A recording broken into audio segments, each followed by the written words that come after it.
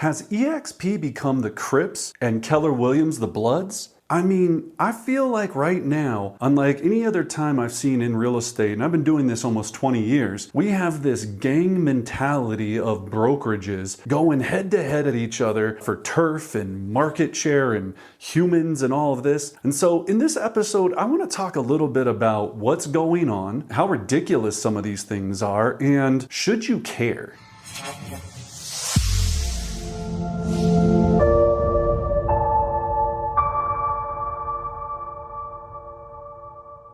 So again, my name is Brendan Bardick. I've been a real estate professional, team owner, listing agent, real estate assistant, brokerage owner, and now I help and coach one of the most successful real estate teams in the country, and I help agents across the country build massive businesses. And I'm dropping this video in this podcast because I'm over it. I was thinking this morning, I'm so tired of this separation that we have. It's hard enough for us as real estate professionals to be successful, let alone be brainwashed by what brand is the better brand and why you should come here and why you should do this. We've gotten so far away from what really matters, which is selling houses and helping our clients obtain their dreams. That is, at the end, the fundamental piece of who we are. So I wrote a couple things down. Why has this gotten so weird? Why is it so weird? Well, here's what happened. And I think there is a lot of context in here is as soon as real estate organizations started to mobilize their agents by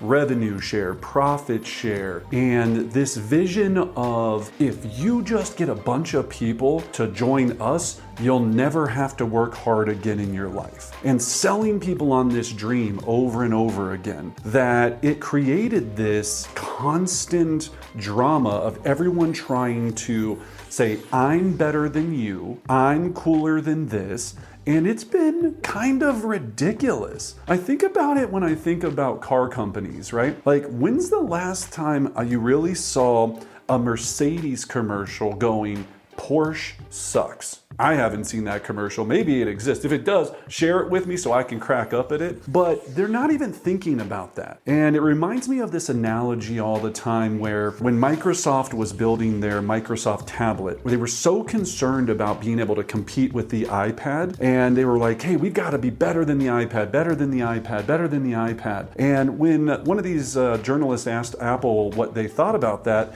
Apple goes, I don't even think about Microsoft.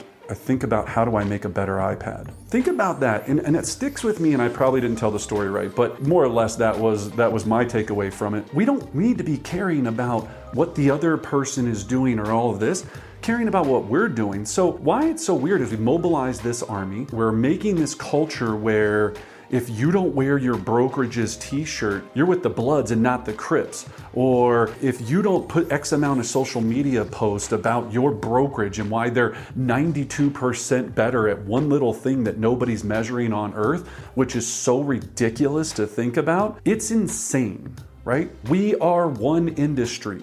We need to help each other. That's the point of this, right? So next thing, who really cares? Well, I can tell you who really cares. The people that really care are the people that own and that are at the top of these massive organizations, because of course they want someone out there to be constantly trying to make their brand look better sometimes at the expense of others. And I'm not saying that's what eXp and Keller Williams, and it's not just those two. I just said those two because I knew it would draw attention to this subject, but I'll say everyone out there. I hear it especially with Compass, the agency, Remax, Coldwell Banker, all of these divisions that are out there. And then you got these like new gangs that are starting that they're like, hey, we're the new cool young gang, so come check us out. And make sure you wear the t-shirt and make sure you do all of this. I have no problem with company pride. I have no problem with who you are or what you're about. What I have a problem with is when it's getting to the point where it's at the expense of others, and you're confusing people that are looking to try to make a business and try to understand how to be successful in something that's already extremely difficult, that some magic company or some magic brand is going to make their career better. It has nothing to do with that. It has nothing to do with that. Every single one of these places, for the most part, are either a franchise or a larger company or some sort of information. If you go to one Coldwell Banker in Colorado and you go to Coldwell Banker in Alabama, those companies could not be more further apart from those two offices. What matters is who's there, who's going to help you, what's their system, how are they going to help you succeed, who are you going to be partnered with, who's also there that's had massive success. I see some of these companies right now where the highest producing agent has sold maybe 30 houses in a year, and they're sitting there telling you how they're so amazing and how to come build this great business, and they've never done it. They sold 15 houses and then started recruiting because they wanted to build this downline that was going to make it so they never had to work again. Downlines are important. What we call a downline, if you're new to real estate, a downline means when someone joins your organization or joins a company because you referred them to the organization, and when they have success, you get a little bit of that. You get a piece of that money. And so it's a great way to build wealth. It's a great option, but not at the expense of others and not at the expense of your integrity, who you are as a person. So the people that really care, again, are the people at the very top that are watching this whole thing work and making money from it. Now, even if you're in a company that doesn't have a profit share, revenue share, downline system, there's always gonna be some new thing out there that's gonna make it sound awesome. That's gonna never change. That's innovation, and that's great, right? There's always gonna be this way.